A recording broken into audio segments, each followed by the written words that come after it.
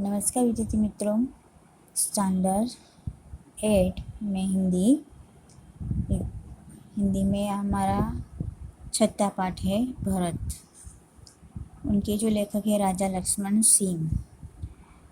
1926 में आगरा में जन्मे राजा लक्ष्मण सिंह हिंदी, संस्कृत, अंग्रेजी, फारसी, बंगला और अरबी भाषा भली भांति जानते थे। उनकी अनेक पुस्तकों का अंग्रेजी और हिंदी में अनुवाद हुआ है। कालिदास के अभिज्ञान शाकुंतलम, मेघदूत और रघुवंशम के हिंदी अनुवाद पर इन्हें पुरस्कार दिया गया है। कालिदास द्वारा लिखी मूल नाटक अभिज्ञान शाकुंतलम का हिंदी में अनुवाद राजा लक्ष्मण सिंह ने किया था। प्रस्तुत पाठ उसी नाटक का एक अंश है। कवि कर्णव के आश्रम में शकुंतला का पुत्र भरत एक सिंह शावक के साथ खेल रहा है। आश्रम में रहने वाली दो तपस्वियां बालक को रोकने का प्रयत्न कर रही है, पर राजा दुष्यंत छुपकर इस मनोहर दृश्य का आनंद ले रहे हैं। बालक के प्रति सहज आकर्षण से वह रोमांचित है।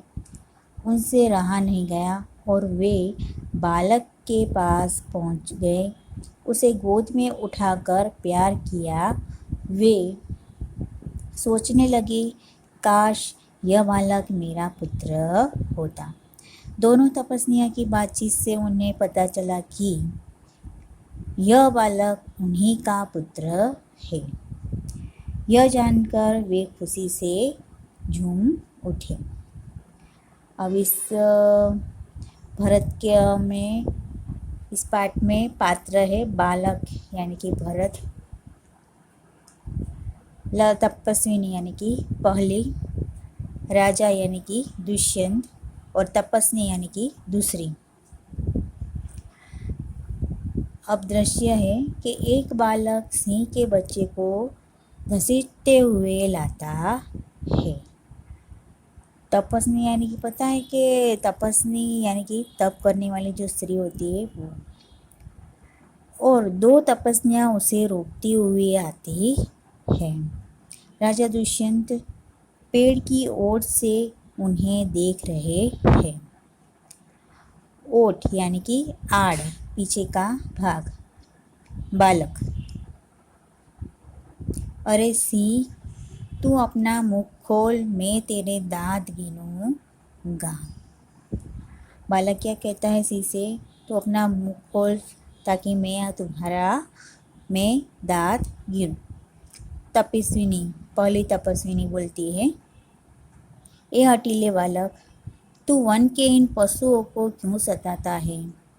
हम तो इन पशुओं को बाल बच्चों के समान रखती है।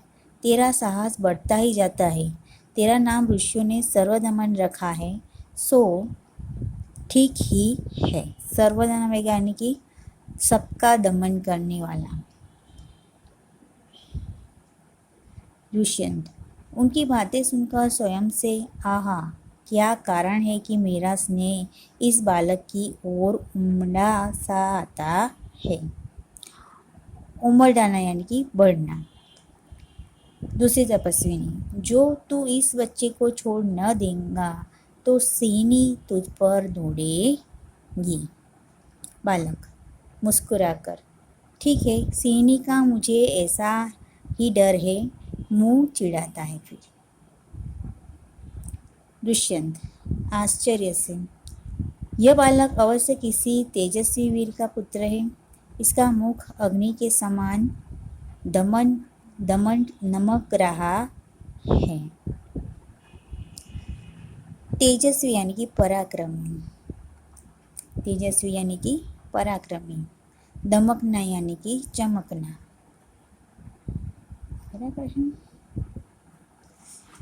अब पहली तपस्विनी, हे प्यारे बालक, सिंह के बच्चे को छोड़ दे। मैं तुझे खिलौना दूंगी। बालक हाथ पसार कर, पहले खिलौना दे दो, लाओ कहाँ है।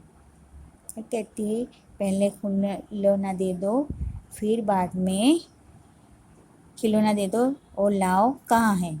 दुष्यंत दूर से बालक की हथेली को देखकर स्वयं से, आहा, इसके हाथ में चक्रवर्तियों के लक्षण है, उंगलियों पर कैसा अद्भुत जाल है, और हथेली की शोभा प्रातः कमल को भी लज्जित कर रही है।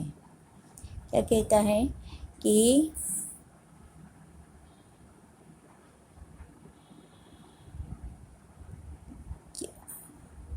तो दूर से बालक की हथेली को देखकर स्वयं से वो, आहा, इसके हाथ में जो चक्रवर्तियों के लक्षण हैं और उंगलियों पर बहुत ही अद्भुत जाल है, और हथेली की शोभा जो है प्रातः यानी कि सुबह के कमल को लज्जित यानी कि लज्जित कर रही हो। तो दूसरी सबस में, हे सखी सुभद्रा, यह बातों से न मानेगा, जा मेरी कुटिया में ऋषि कुमार के खेलने के लिए मिट्टी का मोर रखा है, उसे ले आ।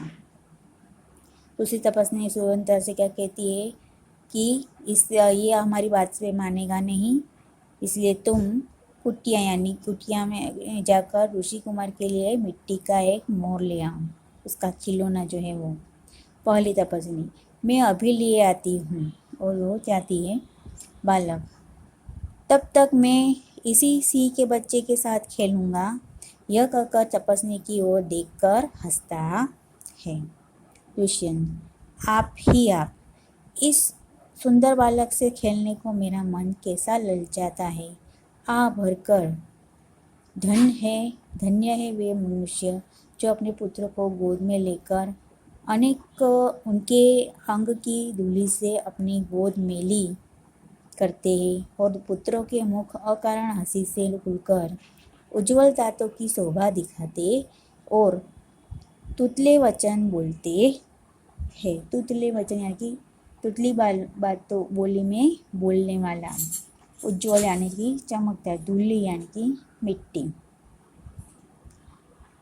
दूसरी तपस्विनी, क्यों रे ढीठ तू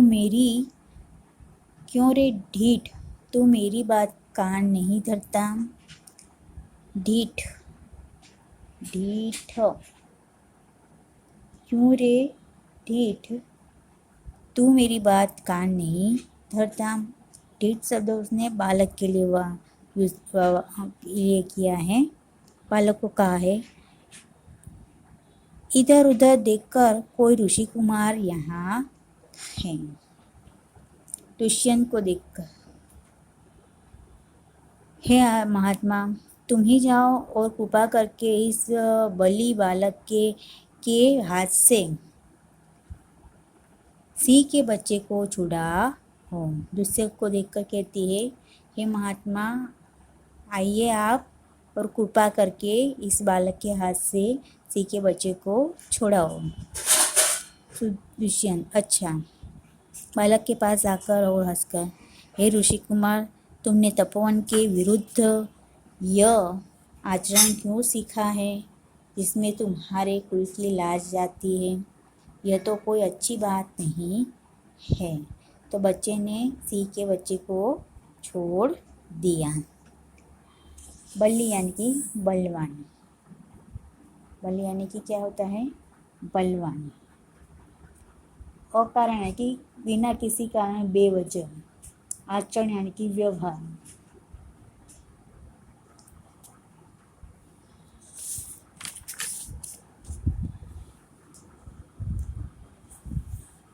दूसरी तपस्विनी, हे बड़भागी, यह ऋषि कुमार नहीं है। बड़भागी है, बड़भागी यानी कि बड़े भाग्य वाला।